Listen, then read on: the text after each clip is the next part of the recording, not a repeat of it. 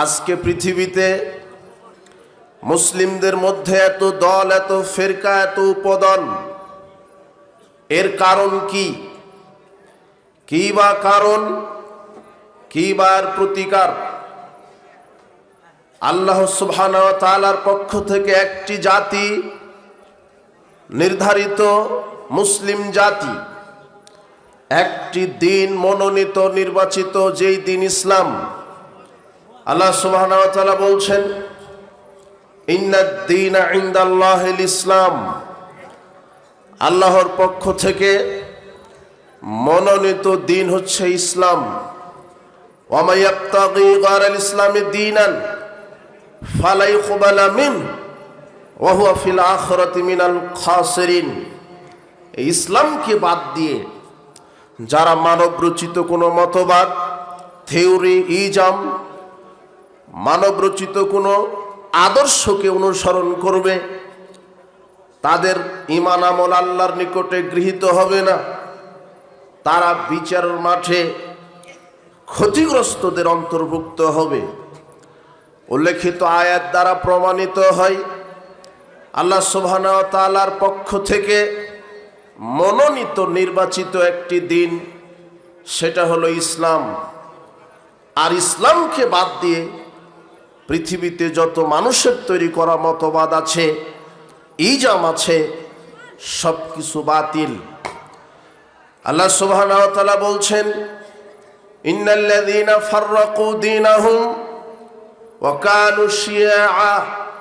নিশ্চয়ই যারা নিজ দিনকে দল উপদলে বিভক্ত করে ফেলেছে, লাস্তা মিনহুম ফি শাই, মুহাম্মদ সাল্লাল্লাহু আলাইহি ওয়াসাল্লাম, তাদের ব্যাপারে আপনার কোনো দায়িত্ব নেই।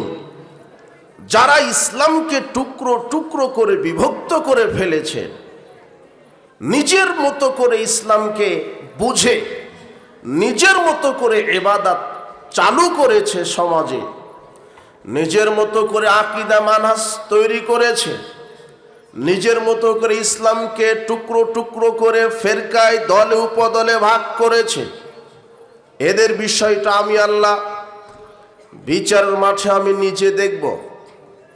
সূরা আনআমের 159 আয়াত প্রমাণ করে আল্লাহর পক্ষ থেকে একটি দিন ইসলাম, এ কথা ঠিক।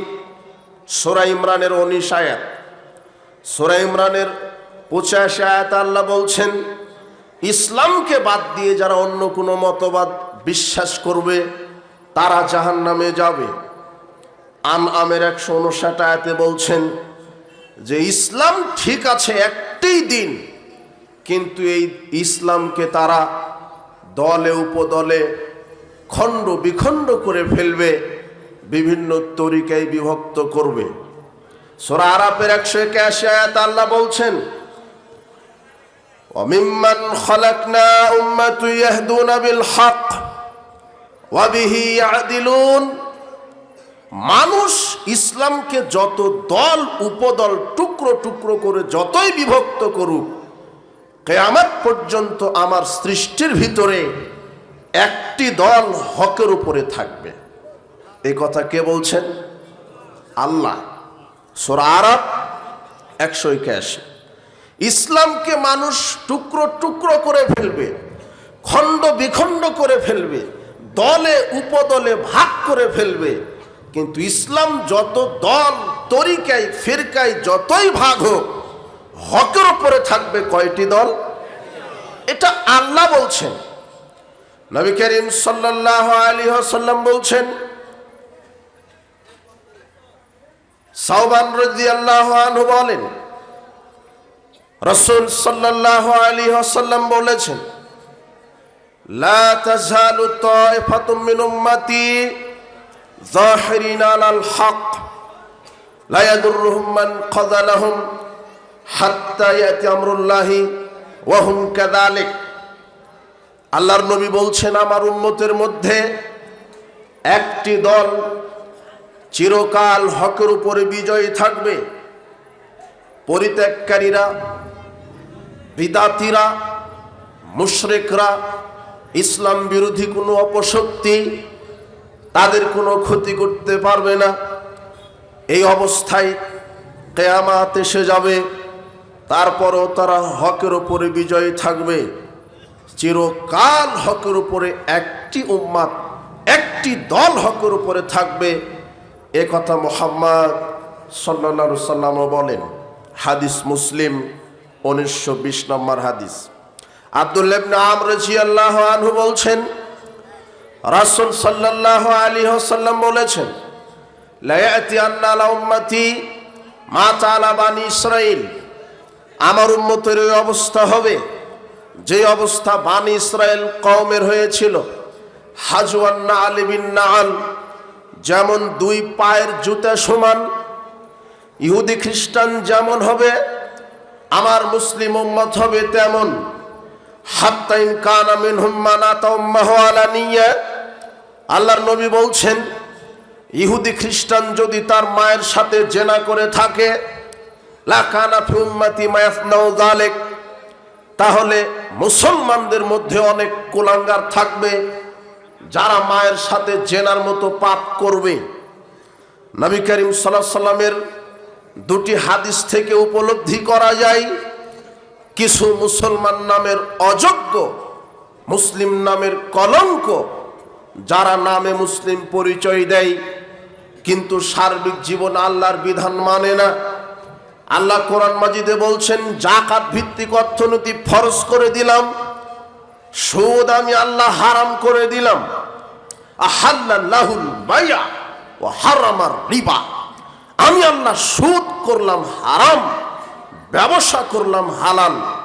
সুদ চিরদিন হারাম, কিন্তু দুনিয়াবি গতিতে অন্তত বাংলাদেশের প্রেক্ষাপটে মনে হচ্ছে যে সুদ, মনে হচ্ছে যে সুদ খাওয়াটাই ফরজ, যাকাত দেওয়াই হারাম। তাই তো অফিস আদালত কোর্ট কাচারি ব্যবসা বাণিজ্য রাজনীতি অর্থনীতি সব সুদি অর্থনীতিতে ভরে গেছে। অথচ আল্লাহর নবী বলছেন, আর রিবাউ সাবনা জুজান, 1 টাকা সুদ খেলে 70 রকমের পাপ হয়। আইসারুহা ইয়ানকার রাজুলুম মাহু, তার সবচেয়ে ছোট পাপ হচ্ছে নিজের মায়ের সাথে জেনা করা। নিজের মায়ের সাথে জেনা করলে যত পাপ হয় তাও একবার দুইবার নয়।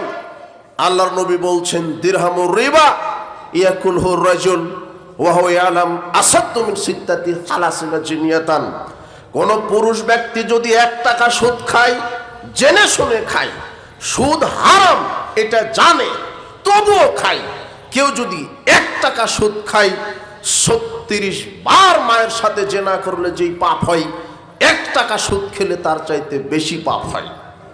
আল্লাহর নবী এই কথাই বলছেন, ইহুদি খ্রিস্টান যদি মায়ের সাথে জেনা করার মতো পাপ করে, মুসলমান উম্মতেরা মায়ের সাথে জেনার মতো পাপ করবে। তার একটা আশ্চর্য পাপ, সুদের পাপ। যারাই সুদের সাথে জড়িত এরা এক একজন মায়ের সাথে জেনাকারী। কথা বুঝেননি মনে হয়, বাংলা ভাষা বোঝেন, আমার কথা কি বুঝেন? যারাই সুদী অর্থনীতির সাথে জড়িত আছে এরা মায়ের সাথে জেনা করার মতো পাপের সাথে লিপ্ত আছে। আল্লাহর নবী এই কথাই 1450 বছর পূর্বে বলেছেন। তিনি আরেকটি হাদিস বলেছেন, আল খামরুল ফাওয়াহিশ, মাদক সেবন করা অশ্লীল কাজের মূল, অশ্লীল কাজের মা। ওয়াকবারুল কাবাইর, যে ব্যক্তি মদ পান করলো সে কাবিরা গুনাহ করলো। ফামান শারেবাহা, যে ব্যক্তি মাদক সেবন করে, মদ খেলো, ওয়াকালা উম্মিহি ওয়া খালাতিহি ওয়া আম্মাতিহি, সে তার মা, খালা, ফুপুর সাথে জেনায় লিপ্ত হলো। আশ্চর্য একটা হাদিস, যেটা সবাই খায়। সমাজে সবাই মাদকে আসক্ত। ইয়াবা, ফেন্সিডিল, আপনার রাসায়নিক যেগুলি মাদক আছে বড় বড়, সেগুলি তো খায়। বেড়ি, সিগারেট, জর্দাগুল এগুলিও খায়। এগুলির ভিতরেও মাদক আছে, নেশা আছে, এগুলিও হারাম। আল্লাহর নবী বলছেন, মাসকারা কাসিরুহু ফাকালিলুহু হারাম, যেই জিনিস বেশি পরিমাণ খেলে মানুষের মাতলামি চলে আসে তার অল্পটাও হারাম। তাই আমরা এই হাদিসের আলোকেই বলেছি জর্দা বিড়ি সিগারেট খাওয়া হারাম। কেন? আপনার মসজিদের হুজুর জর্দা খাই পানের সাথে 1 গ্রাম। হুজুর বলছে যে হাদিসে এসেছে যেটা খেলে মাতলামি হয় সেটা মদ। তো আমি তো জর্দা খাই 25-30 বছর ধরে, ঠিকই তো সূরাত ঠিকই কেরাত করে সালাত আদায় করাই, আমার তো মাথা বিগড়ে যায় না। আল্লাহর নবী বলছেন যেটা বেশি খেলে মাতলামি হয় তার অল্পটা হারাম। মাওলানা সাহেব, পানের সাথে আপনি 1 গ্রাম জর্দা খান, তাই তো সূরা কেরাত করতে পারেন। আপনাকেই যদি 150 গ্রাম জর্দা খাইয়ে দেখেন, খেয়ে দেখেন 150 গ্রাম জর্দা, তাহলে আর সূরা ফাতিহা কেরাত করতে পারবেন না। তাহলে যেটা বেশি খেলে মাতলামি চলে আসে তার অল্পটা হারাম। আপনি কি করে বলছেন জর্দা খাওয়া মাকরু? আপনি নিজে হালাল করে নিয়েছেন কেন? এত খাবিস, এত পচা খাদ্য, এত দুর্গন্ধযুক্ত খাদ্য, এত নিকৃষ্ট খাদ্য যেটা মানুষ ছাড়া কুকুর শিগালেও মুখে দেয় না, সেটা আপনি খান, আবার বলছেন মাকরু। আল্লাহর নবী বলছেন যারা মাদকের সাথে লিপ্ত থাকে, যেই ব্যক্তি মাদক খেলো, সুদের পাপের চাইতে মদ খাওয়ার পাপ জেনার দিক দিয়ে বেশি। সুদ খেলে শুধু মায়ের সাথে জেনা করা হয়, আর মাদক মুখে দিলে 3টা নারীর সাথে জেনা করা হয়, মা, খালা, ফুপু। এই যুবক, তুমি আজকে তওবা করো, মরা পর্যন্ত আর বিড়ি সিগারেট জর্দাগুল ইয়াবা মুখে দিবে না। আল্লাহ তোমাকে হেদায়েত দান করুন। আব্দুল্লাহ ইবনে আব্বাস রাদিয়াল্লাহু আনহু বলছেন রাসূল সাল্লাল্লাহু আলাইহি ওয়াসাল্লাম বলেছেন, ইন্নাল্লাহা ইযা হারামা আলা কওমিন আকলা শাই ফাহারামা আলাইহিম সামানাহু। আল্লাহ যখন কোনো জাতির উপরে কোনো জিনিস খাওয়া হারাম করেন, তার ব্যবসাকে হারাম করেন। শুকর খাওয়া হারাম, তার ব্যবসা হারাম। রক্ত খাওয়া হারাম, রক্তের ব্যবসা হারাম। আপনার কুকুর খাওয়া হারাম, কুকুরের ব্যবসা হারাম। বিড়ি সিগারেট জর্দাগুল ইয়াবা ফেন্সিডিল খাওয়া হারাম, বিড়ি সিগারেট জর্দা বিক্রি করাও হারাম। ওই কথাটা বোঝাতে গিয়ে আমি এই দুটা পাপের কথা নিয়ে আসলাম। আল্লাহর নবী বলছেন যে ইহুদি খ্রিস্টান মায়ের সাথে যদি জেনা করে, তাহলে আমার মুসলিম উম্মতেরাও মায়ের সাথে জেনা করার মতো পাপ করবে। তার একটা হচ্ছে যারা সুদের সাথে লিপ্ত, যারা মাদকের সাথে লিপ্ত, এরা জেনার গুনাহের সাথে লিপ্ত। আল্লাহ তুমি মুসলিম জাতিকে হেদায়েত দান করো। এরপরে নবী করিম সাল্লাল্লাহু আলাইহি সাল্লাম বলছেন, ইন্না বানি ইসরাঈলা তাফাররাকাত আলা সিনতাইনে ওয়া সাবঈনা মিল্লাতান। ইহুদি খ্রিস্টান বিভক্ত হয়েছিল 72 কাতারে। ওয়া তাফতারিকু উম্মতি আলা সালাসিন ওয়া সাবঈনা মিল্লাতান। আর মুসলমানেরা বিভক্ত হবে 73 কাতারে। কুল্লুহুম ফিন্নার, প্রত্যেক কাতার জাহান্নাম যাবে। মুসলমান বিভক্ত হবে 73 কাতারে। কুল্লুহুম ফিন্নার, প্রত্যেক কাতার 72 কাতার মুসলিম জাহান্নামে যাবে। ইল্লা মিল্লাতান ওয়াহিদাতান, এক কাতার মুসলিম জান্নাতে যাবে। আল্লাহর নবী এই কথা বলার সাথে সাথে সাহাবীগণ বলছেন, ইয়া রাসূলুল্লাহ, মান হি ইয়া রাসূলুল্লাহ, সেই এক কাতার কে? যে এক কাতার জান্নাতে যাচ্ছে তাদের পরিচয় বলেন। তখন আল্লাহর নবী বলছেন, মা আনা আলাইহি ওয়াসহাবি, আমি এবং আমার সাহাবী তারা যার উপরে আছে, অর্থাৎ যারা কোরআন এবং সহিহ হাদিসের উপরে জীবন পরিচালনা করবে, সার্বিক জীবন, ব্যবসায়িক জীবন, অর্থনৈতিক জীবন, রাজনৈতিক জীবন, পারিবারিক জীবন, ধর্মীয় জীবন, বৈষয়িক জীবন, সর্বক্ষেত্রে যারা কোরআন এবং সহিহ সুন্নাহ মেনে চলবে, এরাই বিচারের মাঠে সরাসরি জান্নাতে প্রবেশ করবে। আল্লাহর নবী এই কথা বললেন, কোন দলের নাম বলে গেলেন না, বৈশিষ্ট্য বলে গেলেন। বৈশিষ্ট্য যে সার্বিক জীবনে যে কোরআন সুন্নাহ মেনে চলে। উপস্থিত বৈঠকের মুসলিম দিনী ভাই বোন, আমি আপনাকে এই বিষয়টা কিভাবে স্পষ্ট করব, সময় অতীব সংকীর্ণ, আপনি বোঝার চেষ্টা করেন। আল্লাহর নবী বলছেন, যারা সার্বিক জীবনে কোরআন সুন্নাহ মেনে চলে তারা বিচারের মাঠে সরাসরি জান্নাতে যাবে। আল্লাহ সুবহানাহু ওয়া তাআলা বলছেন, ওয়ামা ইউমিনু আকসারুহুম বিল্লাহ ইল্লা ওয়া হুম মুশরিকুন। অধিকাংশ মুমিন বিচারের মাঠে উপস্থিত হবে মুশরিক হয়ে। কি হয়ে? আরে ইহুদি খ্রিস্টান হিন্দু এরা তো এমনিতেই মুশরিক। মুমিন মুশরিক কে? সেটাই হলো এক শ্রেণীর টুপি দাড়িওয়ালা লোকেরাই, সেটাই হলো এক শ্রেণীর এই খানকা মাজার ওরস দরগার হুজুর এবং তাদের সেলারাই, এরাই হলো ঈমান আনার পরে টাটকা মুশরিক। এরা আল্লাহ সুবহানাহু ওয়া তাআলা সূরা ইউসুফের 106 আয়াতে বলছেন যে মুমিনেরা ওয়ামা ইউমিনু আকসারুহুম বিল্লাহ, অধিকাংশ মুমিন মুশরিক হবে। অধিকাংশ মানুষ মুশরিক নয়, মানুষ হিন্দুও মানুষ, মানুষ খ্রিস্টানও মানুষ, মানুষ বৌদ্ধও মানুষ, মানুষ মজুসিও মানুষ, মানুষ সাবেঈনও মানুষ, মানুষ ইহুদিও মানুষ। কিন্তু মুমিনকে, যে ব্যক্তি আল্লাহর প্রতি কি রাখে, বিশ্বাস রাখে, মুমিনই বিচারের মাঠে মুশরিক হয়ে উপস্থিত হবে। এরপরে আল্লাহ সুবহানাহু ওয়া তাআলা সূরা রোমের 8 নম্বর আয়াতের শেষে বলছেন, ওয়া ইন্না কাসীরাম মিনান নাস বিলিকাই রাব্বিহিম লাকাফিরুন। অধিকাংশ মানুষ আল্লাহর সাথে সাক্ষাৎ করবে কাফের অবস্থায়। অধিকাংশ মানুষ কিয়ামতের দিন আল্লাহর কাঠগড়াতে সাক্ষাৎ করবে কাফের অবস্থায়। তাদের ভিতরে অর্ধেক ঈমান থাকবে, অর্ধেক কুফরি থাকবে। যখন কুফরি ঢুকে যাবে, পাহাড় পরিমাণ ঈমান নষ্ট হয়ে যাবে। এক বালতি দুধে যদি এক ফোঁটা পেশাব ফেলে দেন তো পেশাব অপবিত্র হয়ে যাবে, তাই না?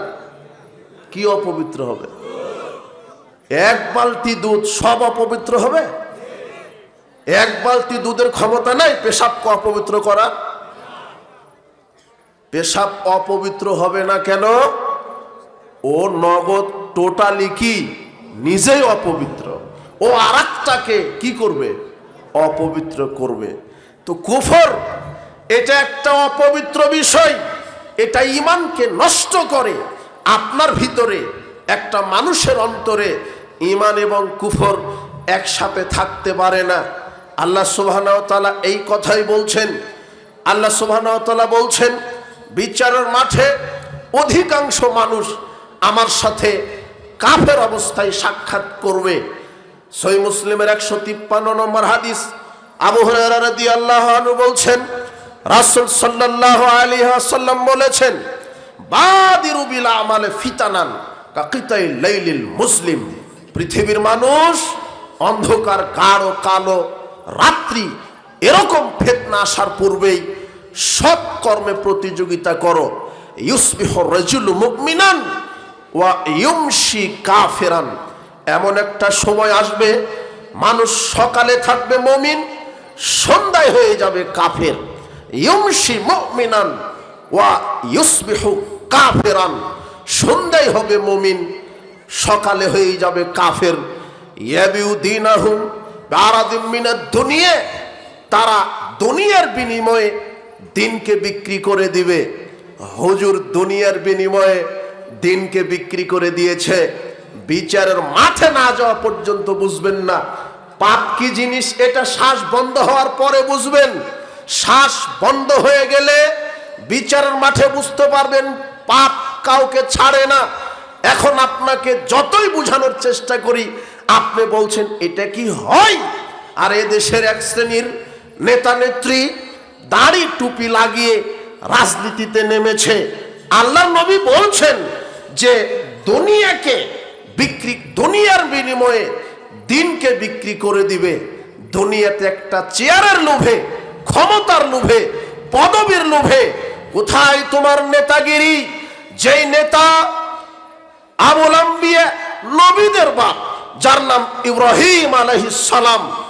ইব্রাহিম আলাইহিস সালাম মণ্ডপে ঢুকেছিলেন মূর্তি ভেঙে দেওয়ার জন্য, আর তোমার সেই দেশের নেতা দাড়ি টুপি লাগিয়ে হিন্দুদের দুটা ভোটের লোভে, ক্ষমতা চেয়ারে টিকে থাকার লোভে মণ্ডপে যায় মণ্ডপ উদ্বোধন করার জন্য। আকাশ তফাৎ পার্থক্য আছে। এরা ঈমান বুঝেনি, এরা দ্বীন বুঝেনি, এরা তাওহীদ বুঝেনি। আশ্চর্য কথা, আমি যদি বিশ্বাসী হই, ইউনূস আলাইহিস সালাম ভরসা করেছিলেন আল্লাহর উপরে, তাই তো তিনি বলেছিলেন আল্লাহ লা ইলাহা ইল্লা আনতা সুবহানাকা ইন্নী কুনতু মিনাজ জালিমিন। আল্লাহ সুবহানাহু ওয়া তাআলা ইউনূস আলাইহিস সালামের পাশে থেকেছেন।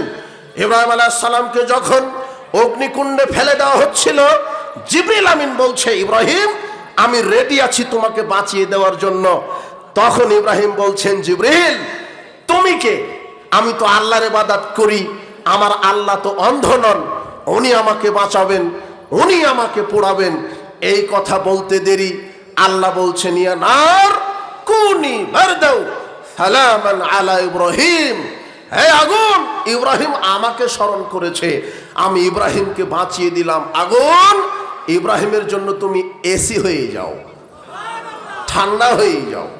তো আল্লাহর উপরে ভরসা, আপনি হিন্দুর উপরে ভরসা করছেন কেন? আমি আপনাকে তো এত কঠিন ভাবে বলতাম না। যেই বাংলাদেশে আহলে হাদিস মসজিদ মাদ্রাসা ভেঙে দেওয়া হয়, পুড়িয়ে দেওয়া হয়, আপনি একটা কথা বলেন না, আর ওই সময়তে আপনি মণ্ডপ পাহারা দেওয়ার জন্য মুসলমানের বাচ্চাকে দিয়ে পাঠাচ্ছেন। আরে হিন্দুদের পূজা, হিন্দুদের উৎসব, ওখানে মুসলমানের বাচ্চাদের এক সেকেন্ড কোনো কাজ থাকতে পারে না। আশ্চর্য কথা, আল্লাহ নবী বলছেন এরাই দিনের বিনিময়ে দুনিয়ার বিনিময়ে দিনকে বিক্রি করে দিয়েছে। উপস্থিত বৈঠকের মুসলিম দিনী ভাই বোন, ঈমানকে জানতে হবে, তাওহীদকে জানতে হবে। আমি যেটা বোঝাতে চাচ্ছিলাম যে আল্লাহর নবী বলছেন মুসলমান বিভক্ত হবে ৭৩ কাতারে, তার এক কাতার জান্নাত, এক কাতার কারা? যারা সার্বিক জীবনে কোরআন এবং সহিহ সুন্নাহ মেনে চলে। এমন কোনো কাজ নাই যেখানে আল্লাহর বিধান নাই। আপনি যখন বলবেন আমি মুসলিম, মুসলিম মানে আত্মসমর্পণকারী, মানুষের মতবাদ থেকে আপনার কোনো বিধান ধার কর্জ নেওয়া লাগবে না, আপনার পরিপূর্ণ বিধান আল্লাহর পক্ষ থেকে দেওয়া আছে। আপনি কি করতে চাচ্ছেন? আশ্চর্য কথা, আলেম ওলামা রাজনৈতিক বক্তব্য দিতে পারবে না। বেকুব, রাজনীতির স্রষ্টাই হচ্ছেন আলেম ওলামা, রাজনীতিবিদ হচ্ছেন আলেম ওলামা। পৃথিবীর ইতিহাসে সর্বশ্রেষ্ঠ রাজনীতিবিদ। আশ্চর্য কথা, রাজনীতিবিদ কাকে বলে? রাজনীতিবিদ কি এটা গায়ে দেয় না পরে নাকি ঘুমায়? রাজনীতিবিদ মানে যিনি রাষ্ট্র পরিচালনা করেন, রাজনীতিবিদ মানে যিনি মানুষকে পরিচালনা করেন। বেকুব, অর্ধ পৃথিবীর খলিফা ছিলেন ওমর ইবনুল খাত্তাব রাদিয়াল্লাহু আনহু। পৃথিবীর ইতিহাসে যদি বড় রাষ্ট্রনীতিবিদ থেকে থাকেন, সর্বশ্রেষ্ঠ রাষ্ট্রনীতিবিদ মুহাম্মদ সাল্লাল্লাহু আলাইহি সাল্লাম। পৃথিবীর ইতিহাসে যদি শিক্ষানবিদ থেকে থাকেন, তার নাম মুহাম্মদ সাল্লাল্লাহু আলাইহি সাল্লাম। পৃথিবীর ইতিহাসে যদি সর্বশ্রেষ্ঠ রাষ্ট্রবিজ্ঞানী থেকে থাকেন, তার নাম মুহাম্মদ সাল্লাল্লাহু আলাইহি সাল্লাম। পৃথিবীর ইতিহাসে সবচেয়ে তাকওয়াশীল, পরহেজগার, নম্র ভদ্র মানুষ মুহাম্মদ সাল্লাল্লাহু আলাইহি সাল্লাম। আশ্চর্য কথা, আলেম ওলামা রাজনীতি করতে পারবে না মানে সারা পৃথিবীটাই তো আল্লাহর বিধান দিয়ে পরিচালনা করেছিলেন আলেম ওলামা। হয়তোবা মুসলমানের কোনো ভুল ত্রুটির কারণে, মুসলমানদের কোনো ভুল ত্রুটির কারণে আজকে মুসলিম নির্যাতিত। তবে এমন এক সময় আসবে ইনশাআল্লাহ, যেদিন পৃথিবীর মুসলিম, যেদিন পৃথিবীর মুসলিম কোরআন এবং সহিহ সুন্নাহকে আঁকড়ে ধরবে, আল্লাহ তাওহীদ বিধান সংবিধানকে আঁকড়ে ধরবে, সেই দিন সারা পৃথিবী মুসলমানের পায়ের তলায় চলে আসবে ইনশাআল্লাহ। এটা আমরা বিশ্বাসী। উপস্থিত বৈঠকের মুসলিম দিনী ভাই বোন, মুসলিমরা বিভক্ত হচ্ছে ৭৩ কাতারে, এক কাতার জান্নাতি।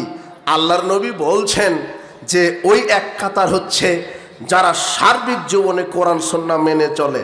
সার্বিক জীবন মানে একজন মানুষের জন্ম থেকে মৃত্যু পর্যন্ত যা কিছু আছে সব জায়গাতে বিধান মানতে হবে কার?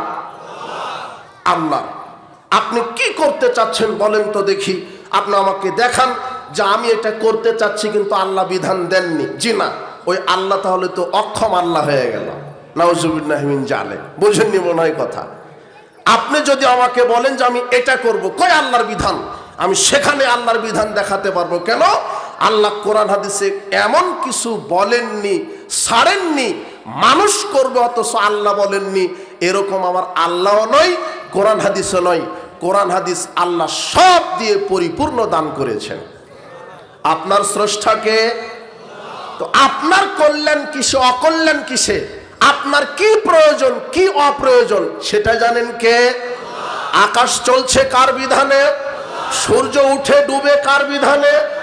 চন্দ্র কার বিধানে? আপনি কথা বলছেন কার শক্তিতে? আপনি পা দিয়ে হাঁটেন কার শক্তিতে? আপনি ঘুমান, আপনি ঘুম থেকে উঠেন, আপনি যা কিছু করছেন, আকাশ থেকে বৃষ্টি দেন কে? জমিন থেকে ফসল দেন কে? আপনার জিহ্বা দিয়েছেন কে? দুটা হাত দিয়েছেন কে? দুটা চক্ষু দিয়েছেন কে? যেই আল্লাহ আপনাকে এত সুন্দরভাবে সৃষ্টি করলেন, পরিচালনার প্রতিপালনের ব্যবস্থা করলেন, সেই আল্লাহ কি আপনাকে চালানোর জন্য সংবিধান দেননি? সেটাই তো কোরআন, সেটাই তো হাদিস। আপনি কোরআন হাদিস বাদ দিয়ে ইহুদি খ্রিস্টানের বিধান যখন মানছেন, তখন মুসলিম নামের কলঙ্কতে পরিণত হয়েছেন। আপনি অযোগ্য নেতাতে পরিণত হয়েছেন। আপনি কি করতে চাচ্ছেন? জুতা পায়ে দিবেন? আল্লাহ বলছেন ডান পা ঢুকাও, বিসমিল্লাহ বলো। খোলার সময়তে বাম পা খুলো, পরে ডান পা খুলো। জুতা যে পায়ে দিবেন সেখানেও কার বিধান? পোশাক গায়ে দিবা, ডান হাত আগে ঢুকাও, বলো আলহামদুলিল্লাহিল্লাযী কাসানি হাযা ওয়া রাযাকানিহি মিন গায়রি হাওলিন মিনি ওয়ালা কুওয়া। পোশাকটা যে গায়ে দিবেন সেখানেও কি কার বিধান? আপনি খেতে বসেছেন, আল্লাহ বলছেন বিসমিল্লাহ বলো। খাওয়া শেষ করেছেন, আল্লাহ বলছেন এই দোয়া বলো আলহামদুলিল্লাহিল্লাযী আত'আমানি হাযা ওয়া রাযাকানিহি মিন গায়রি হাওলিন মিনি ওয়ালা কুওয়া। আপনি ঘুমাবেন, সেখানে কার বিধান? আপনি ঘুম থেকে উঠবেন, সেখানে কার বিধান? আপনি পেশাব পায়খানায় যাবেন, সেখানে কার বিধান? বের হবেন, সেখানেও কার বিধান? আপনি ওযু করবেন কার নিয়মে? কে শিখিয়েছেন? সালাত আদায় করছেন কার বিধানে? হজ করেন কার বিধানে? আপনি রমাদান আসলে সিয়াম রাখেন কার বিধানে? আপনি কোরআন মাজিদ খতম দেন, তেলাওয়াত করেন কার বিধানে? আপনি তাসবিহ গণনা করেন কার বিধানে? আপনি প্রতিবেশীর সাথে সদাচরণ করেন কার বিধানে? আপনি উমরা করেন কার বিধানে? আপনি যা কিছু করতে চাচ্ছেন সেখানে তো আল্লাহর বিধান। কিন্তু আপনি সালাত, সিয়াম, হজ, যাকাত আল্লাহর বিধানে করতে রাজি হলেন। আপনি সব কিছুই বলছেন সালাত কার বিধানে? আল্লাহর। সিয়াম কার বিধানে? আল্লাহর। হজ কার বিধানে? আল্লাহর। এই গতিতে যদি আমি বলতে থাকি, এক সময়তে যদি বলি নেতা সাহেব আপনি তো মুসলিম, রাজনীতি করছেন কার বিধানে, তখন আপনার আর জবাব নেই। কথা বুঝেননি মনে হয়? তো রাজনীতিতে কি আল্লাহর বিধান নাই? সালাত যার বিধানে চলবে, রাজনীতি তার বিধানে চলবে। এটাই হলো পূর্ণাঙ্গ তাওহীদ। যারা রাজনীতিতে আল্লাহর বিধানকে বাদ দিয়ে মানুষের মতবাদের উপরে ভিত্তি করে মানব রচিত সংবিধান দিয়ে রাজনীতি করে, ইসলামকে বাদ দিয়ে, এরা হলো কেউ মুনাফিক, কেউ মুশরিক, কেউ কাফের। আল্লাহ বলছেন সূরা নিসার 150, 151 দুটা আয়াত, ইয়াকুলুনা নুমিনু বিবাদি ওয়া নাকফুরু বিবাদ। যারা বলে আমরা ইসলাম অর্ধেক মানব, অর্ধেক মানব না। মসজিদ, মাদ্রাসা, তাসবিহ, তাহলিল, হজ, যাকাতে ইসলাম মানব, কিন্তু ব্যবসায়, অর্থনীতি, রাজনীতিতে ইসলাম মানব না। এই কথা যারা বলে আল্লাহ কাহুমুল এরা হলো জাতীয় অরিজিনাল কাফের। বুঝেননি মনে হয় কথা? এই কথার লোড সামলাতে হবে তো, তাহলে তো বুঝতে পারবেন। যারা ইসলামকে বাদ দিয়ে বলছে যে ইসলাম রাজনীতিতে আমরা নিব না, তোমার এদেশের অধিকাংশ নেতা নেত্রী সেকুলার নেতার তুমি ক্যানভাস করে বেড়াও, আবার বলো আমার নেতার চরিত্র ফুলের মতো পবিত্র। বেটাও তো অজুই জানে না, তুমি ওই নেতার ক্যানভাস করে বেড়াও কেন? আশ্চর্য কথা। অধিকাংশ সেকুলার বুঝো, সেকুলার নেতাদের আকীদা হচ্ছে secularism is the belief that should not be involve in the organisation of society education. Secular তোমার এই এদেশের যারা অধিকাংশ নেতা, এই সেকুলার নেতাদের আকীদা যে ইসলামকে আমরা রাজনীতিতে ঢুকাবো না, ইসলামকে শিক্ষানীতিতে ঢুকাতে দিব না, ইসলামকে আমরা সংগঠনে ঢুকাতে দিব না, ইসলামকে সমাজে ঢুকাতে দিব না। Religion should not be allowed to coming to politics. ধর্ম ইসলামকে আমরা রাজনীতিতে ঢুকাতে দিব না। ধর্ম কি? It is merely a matter between man and God. ধর্ম হচ্ছে মসজিদ মাদ্রাসায় মানুষ নম করবে। ধর্মের মধ্যে যদি আমরা রাজনীতি ঢুকাই, তাহলে তো ধর্মে বলা আছে যে দুর্নীতি করা যাবে না। যদি আমরা রাজনীতিতে ইসলাম ঢুকাই, তাহলে তো আমরা জনগণের টাকা আর চুরি করতে পারবো না। না হলে পিয়ন 400 কোটি টাকার মালিক হয় কি করে? পিয়ন যদি 400 কোটি টাকার মালিক হয়, তাহলে তোমার এমপির কি অবস্থা, তোমার মন্ত্রীর কি অবস্থা, তুমি কি বুঝো? এই জন্য এরা রাজনীতিতে ইসলাম ঢুকাবে না। রাজনীতিতে যদি ইসলাম ঢুকাই তোমার নেতা, তাহলে বলা আছে চুরি করলে হাত কেটে দাও। সর্বপ্রথমে হাত কাটা হবে তোমার এই দুর্নীতিবাজ নেতারই, তোমার নেতাই ধরা খাবে। তাই তো ইসলাম রাজনীতিতে ঢুকাই না। আশ্চর্য কথা, রাজনীতিতে যদি, সংবিধানে যদি কোরআন হাদিস ঢুকানো হয়, তাহলে কোরআন হাদিসে বলা আছে বিবাহের পরে জেনায় লিপ্ত হলে তাকে বুক পর্যন্ত মাটিতে গেড়ে দিয়ে পাথর মেরে মাথা ফাটিয়ে হত্যা করতে হবে। সর্বপ্রথম রজম করতে হবে তোমার নেতাকে। তোমার নেতা একজন নারীর সাথে সম্পর্ক নয়, 1400 নারীর সাথে সম্পর্ক। তো ও কি ঢুকাবে? আপনি ঠিক বলছেন, মানে এই নেতার পিছনে আপনি ছোটেন। আশ্চর্য কথা, এই দেশ বাংলাদেশ, এ দেশের মুসলমান, এ দেশের অধিকাংশ মানুষ মুসলমান, 98-95 ভাগ মুসলমান। আরে হোক না, নামে বেনামে মুসলমান, তো মুসলমান ঘরে জন্মগ্রহণ করে।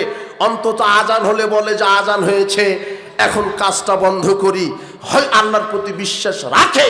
তো এই দেশে 95 ভাগ মুসলমানের দেশ, তাহলে মুসলমানের নেতা তো হতে হবে হকপন্থী আলেম ওলামা। আলেম ওলামায় তো এমপি মন্ত্রী হওয়ার ক্ষমতা রাখে, কিন্তু সংসদে যারা যায় তারা ঈদের সালাত উচ্চারণ করতে পারে না, তারা সালাম সঠিক উচ্চারণ করতে পারে না, সালামের সঠিক জবাব দিতে পারে না। কাদেরকে সংসদে বসান? আশ্চর্য কথা, যারা অজুই জানে না, সালাত আদায় করে না। আশ্চর্য কথা, কোনো বেনামাজি, কোনো দুর্নীতিবাজ, কোনো লুচ্চা, কোনো সুদখুর, কোনো ঘুষখুর, কোনো হারামখুর এই বাংলাদেশের মুসলমানদের নেতা হওয়ার যোগ্যতা রাখে না। আগামীতে আমরা দেখতে চাই, আল্লাহর কাছে দোয়া করি, প্রতিপালক এমন অভ্রান্ত সত্য নেতা আপনি বাংলার জমিনে পাঠিয়ে দেন, যাতে করে কোরআন সুন্নাহ সংবিধান করে কোরআন সুন্নাহর আলোকে বাংলাদেশের জাহেলিয়াতকে দূর করে বাংলাদেশকে আলোকিত করে দিতে পারে। আশ্চর্য কথা, এই জাতির বিবেক কবে ফিরবে আমার বুঝে আসে না। এই জাতির ভিতরে অনেক শিক্ষিত নারী পুরুষ আছে, তারা কি বুঝে না? আশ্চর্য কথা, এদেশের যদি 95 ভাগ হিন্দু হতো, খ্রিস্টান হতো, আমি আকবর বিন আবেদ এই বিষয়ে কথা বলতাম না। যেই দেশে 95 ভাগ নাগরিক হলো মুসলমান, আপনি মসজিদে ইমাম নিয়োগ দেওয়ার সময়তে ভাইবা নেন, ইমাম সাহেবের যোগ্যতা কত, ইমাম সাহেব দাওরা পাস কিনা, ইমাম সাহেব হাফেজ কিনা, ইমাম সাহেবের দাড়ি ঠিক আছে কিনা, পায়জামা টাকনোর উপরে কিনা, ইমাম সাহেবের বউ পর্দায় থাকে কিনা, ইমাম সাহেব হালাল হারাম বেছে খায় কিনা, ইমাম সাহেবের সুর কেরাত কেমন, ইমাম সাহেব বক্তৃতা দিতে পারে কেমন। মাত্র 500 জন লোকের ইমামতি করবে, আপনি এত ভাই বানিয়ে একটা ইমামকে নিয়োগ করেন।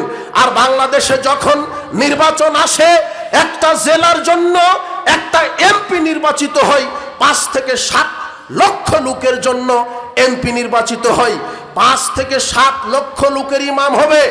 আপনি মসজিদের 500 জন মুসল্লির জন্য ইমাম নিয়োগ দিতে এত কিছু দেখলেন, আর 5 লক্ষ লোকের ইমাম নিয়োগ দেওয়ার সময়তে আপনি দেখেন না এই এমপি নামাজ পড়ে কিনা, মুখে দাঁড়িয়ে আছে কিনা, লুচ্চা কিনা, বদমাশ কিনা, বউ পর্দায় থাকে কিনা, হালাল হারাম খায় কিনা, মদ পান করে কিনা, দুর্নীতি কিনা, ঠকবাজ কিনা, চিটার কিনা, বাটপার কিনা, ইসলাম বিদ্বেষী কিনা, এই জাতি এখনো ভাই বানিয়ে এমপি নির্বাচিত করে না।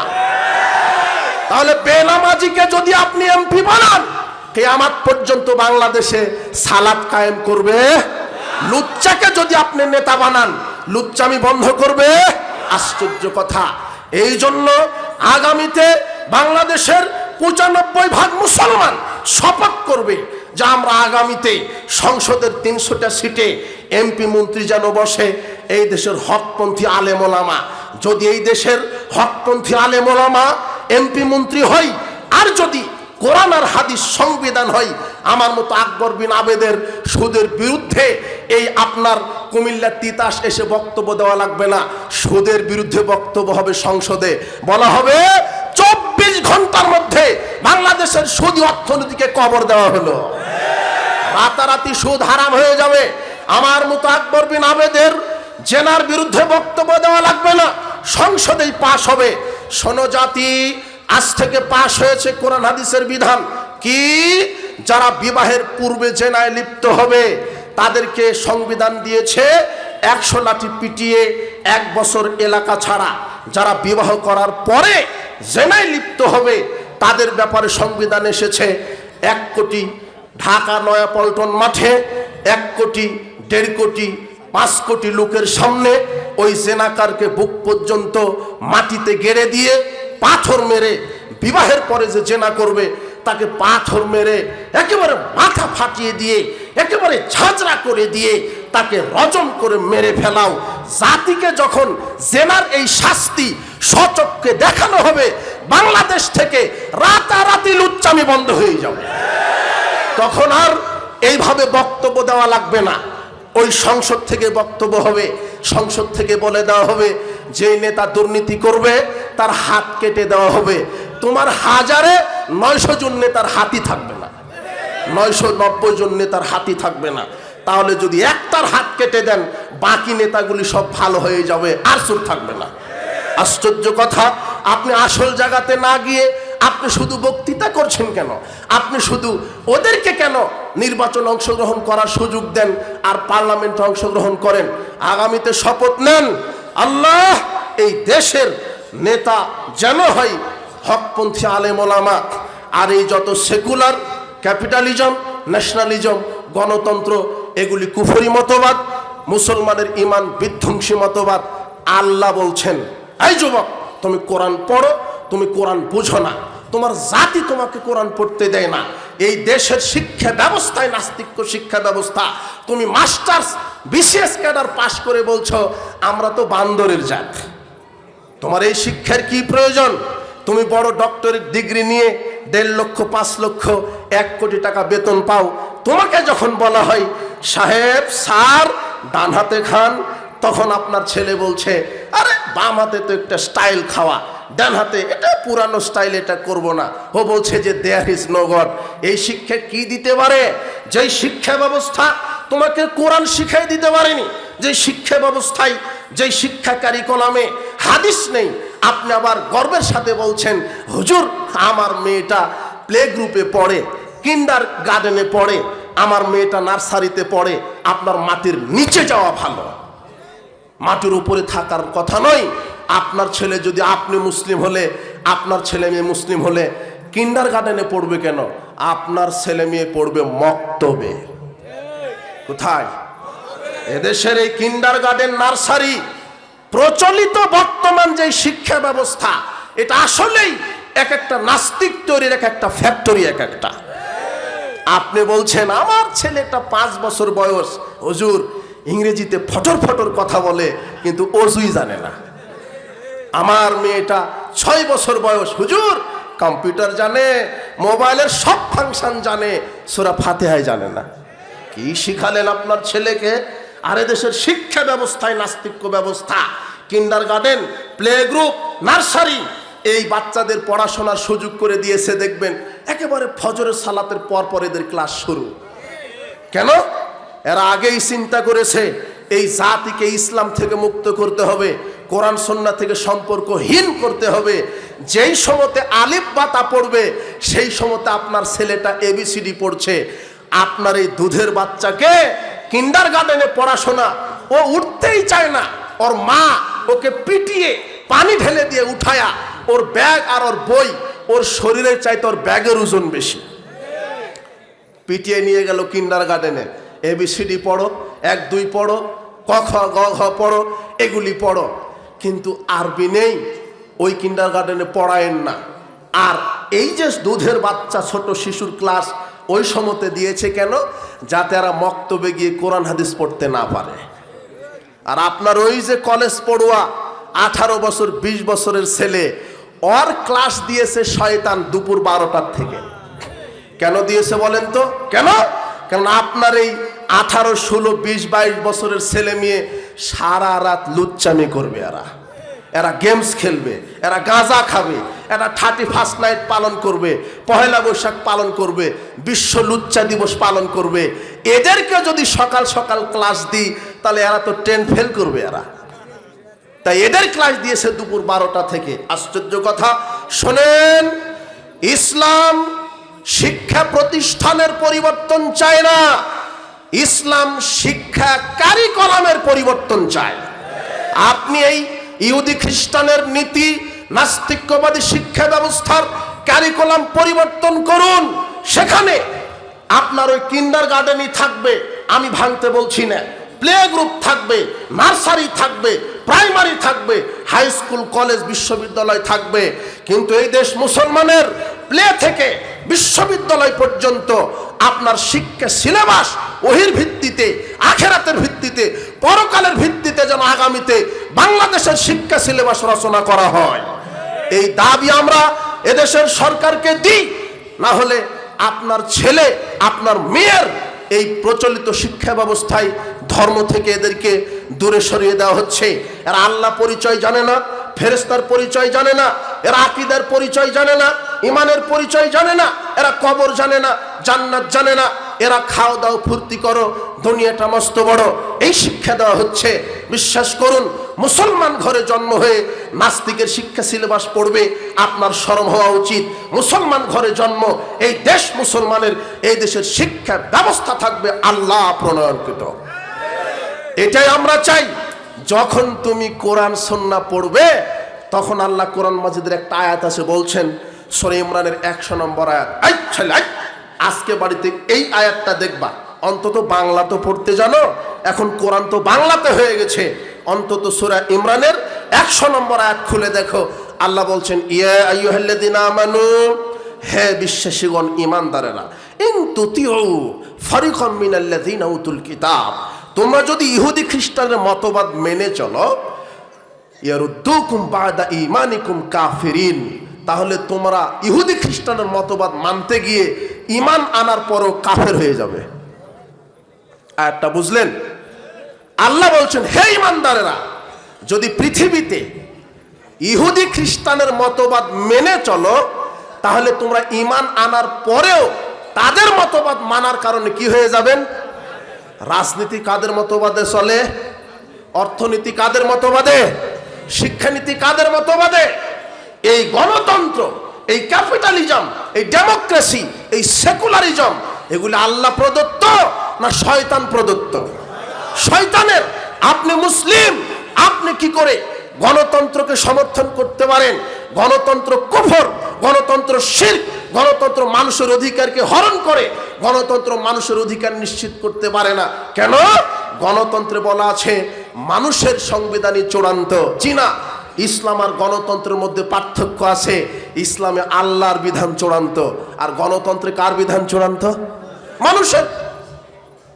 ইসলাম আল্লাহর বিধান চূড়ান্ত, গণতন্ত্র স্রষ্টা মানুষ, আর ইসলাম কি প্রদত্ত? আল্লাহ প্রদত্ত।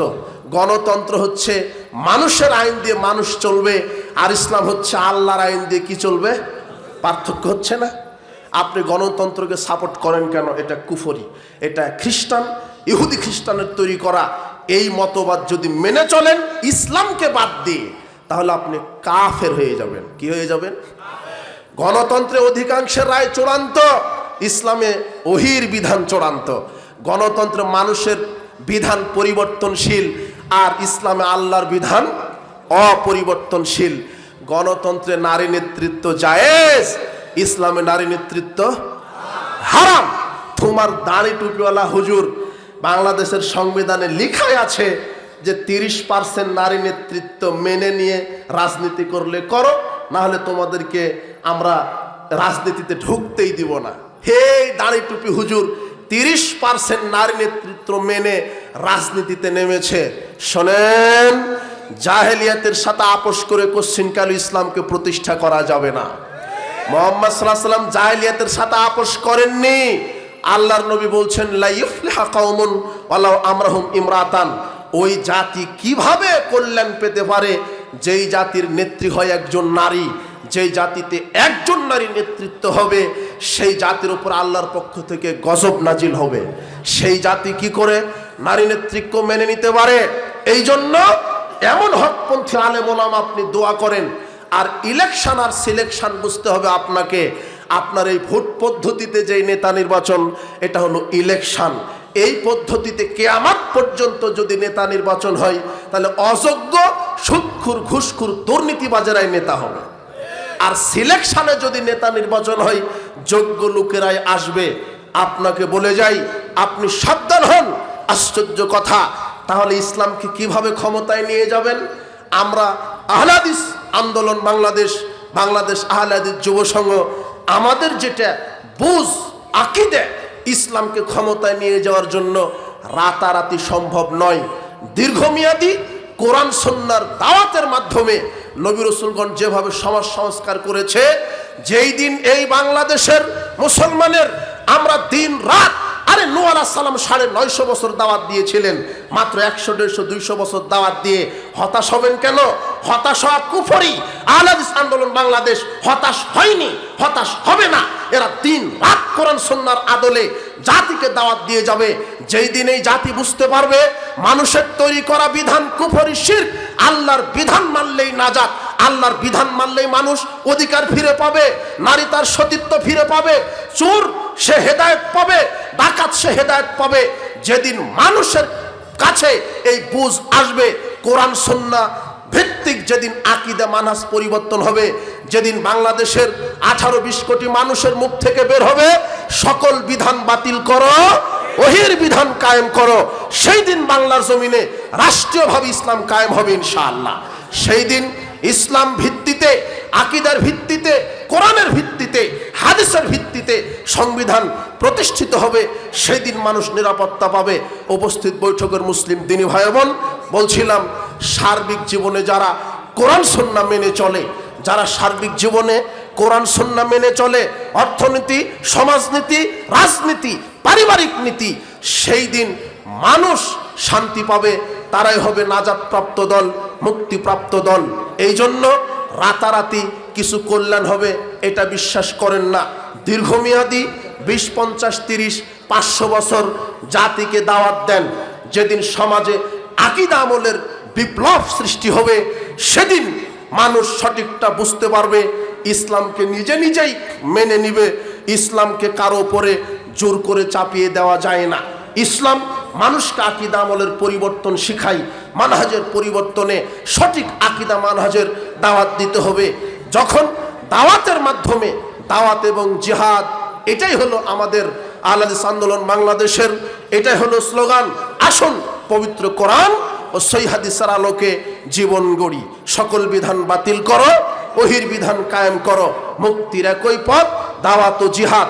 যখন এই জাতি দাওয়াতের মাধ্যমে মানুষের আকীদা আমল সংস্কার করতে পারবে, যখন বুঝতে পারবে আল্লাহর পরিচয়, নবীর পরিচয়, আখিরাত পরকালের পরিচয়, কোরআন সুন্নাহর সংবিধান বুঝতে পারবে, সেদিন মানুষ শান্তি তৃপ্তিতে বসবাস করতে পারবে দুনিয়াতে এবং আখেরাতে। বলছিলাম যে মুক্তিপ্রাপ্ত দল সেই দল যারা সার্বিক জীবনে কোরআন সুন্নাহ মেনে চলে, যারা আকীদা মানহাজে কোরআন সুন্নাহর উপর ভিত্তি করে আকীদা মানহাজকে প্রতিষ্ঠা রাখে, যারা আমল করে শিরক বেদাত একেবারে মুক্ত, যারা আকীদায় বিশ্বাসী, আমলে বিশ্বাসী, যারা শিরক করে না, যারা বিদাত করে না, যারা কবর পূজা মাজার পূজারিতে বিশ্বাসী নয়, যারা স্রেফ আল্লাহর তাওহীদের উপরে বিশ্বাসী, আল্লাহর কাছে প্রার্থনা করে, আল্লাহকে সেজদা করে, আল্লাহর নামেই মানত করে, কুরবানি করে, আল্লাহর কাছেই প্রার্থনা করে। উপস্থিত বৈঠকের মুসলিম দিনী ভাই বোন, অনেক কথা ছিল, আপনাকে সর্বশেষ যেই কথাটা বলছি, আহলে হাদিস এটা একটা সমাজে বিপ্লবাত্মক শব্দ। বর্তমানে নিজেকে আহলে হাদিস পরিচয় দেওয়াটাই একটা জিহাদ। আহলে হাদিস শব্দটা শুনবে তো দেখবেন যে সমাজে কম্পন ধরে গেছে, যে এরা তো কারো গোলামি করে না। কার গোলামি করে? একমাত্র এরা তো কোনো কারো দালালি করে না, এরা তো কোনো মানুষের তৈরি করা সংকীর্ণ কোনো মতবাদ মানে না, এরা স্রেফ কোরআন হাদিস, এদের হচ্ছে কিতাব সংবিধান, এদের অভ্রান্ত সত্য নেতা মুহাম্মদ সাল্লাল্লাহু আলাইহি সাল্লাম। উপস্থিত বৈঠকের মুসলিম দিনী ভাই বোন, তাই আসুন আমরা সার্বিক জীবনে পবিত্র কোরআন এবং সহিহ হাদিসের আলোকে নিজেকে গড়ি। আল্লাহ তুমি কবুল করো। সার্বিক জীবনে, বৈষয়িক জীবনে, ইসলামিক জীবনে, অর্থনৈতিক সমাজনীতি রাজনৈতিক জীবনে আমরা একমাত্র আল্লাহর বিধানে নিজেকে গড়ি। আল্লাহ তুমি কবুল করো। মৃত্যুর সময় যেন আমরা সঠিক ঈমান নিয়ে কবরে যেতে পারি, সেই তৌফিক তুমি আমাদেরকে দান করো। বারাকাল্লাহু ফিকুম ওয়া জাযাকুমুল্লাহু খায়র। সুবহানাকাল্লাহুম্মা বিহামদিক আশহাদু আল্লা ইলাহা ইল্লা আনতা আস্তাগফিরুকা ওয়া আতুবু ইলাইক। আসসালামু